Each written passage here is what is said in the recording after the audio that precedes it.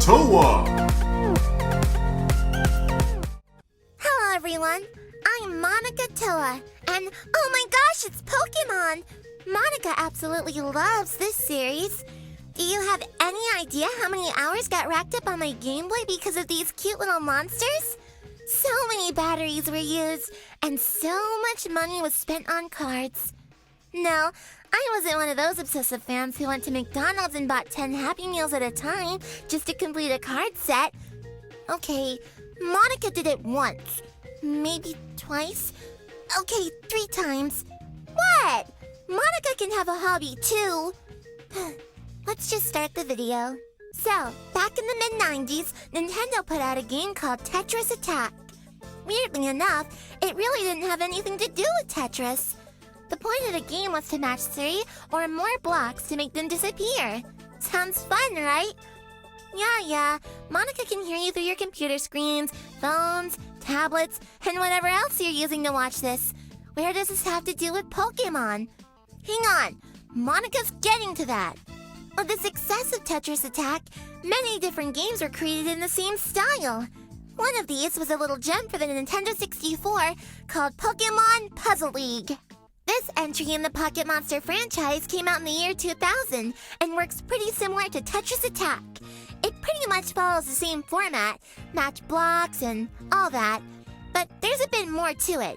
What you ultimately want to do is match together more than 3 colors to perform advanced combos. If you're skilled enough, you can use your opponent to your advantage, and in the time that their blocks drop, you can line up yours accordingly. And if you want to get completely decimated by the computer, set it to very hard and watch what happens. One thing this game can boast is a 3D mode.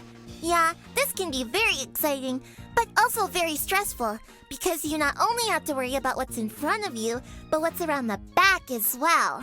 But it is really creative and challenging. It's like playing 2 matches at the same time. The story of this puzzle adventure takes place in the Pokemon anime after the Orange Island episodes. Ash and Pikachu are lounging by the pool when he receives a call from Professor Oak telling him of a brand new league about to take place. And Monica would just like to say that it is really cool that they animated this brand new sequence just for the game. When Ash arrives at Puzzle Village, he finds that there are several different game modes to participate in. Visiting Professor Oak's lab serves as instructions on how to play the game. For more advanced methods, you can see Tracy in the Mimic Mansion. Oh man, remember Tracy?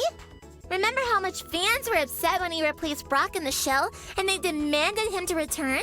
Sure, Tracy is okay, but he is far from the awesomeness that is Brock. Some of these areas are pretty self-explanatory, like Time Zone and Marathon, but there's also the spa service. Upon clicking on it, you learn that it is a business run by Team Rocket and features various levels of battling them. If you want something more difficult, then visit the Puzzle University. Here you will find various challenges that have to be completed in limited moves. See the counter right there? That shows you how many blocks you can move around to clear the screen. Run out of moves, and it's game over. And these puzzles can go from insanely easy to punish yourself hard real fast. So the main part of this game is the first player stadium mode. By entering this area of the game, you play as Ash and battle your way through the main characters of the Kanto region. Before each battle, you select one of 3 Pokemon. Now, you would think that the Pokemon you choose would have a significance in something happening during the fight. But aside from them shouting their names when you achieve high combos, it doesn't really matter who you choose. All this leads up to the final showdown with Mewtwo, and as expected, he's the hardest part of the game.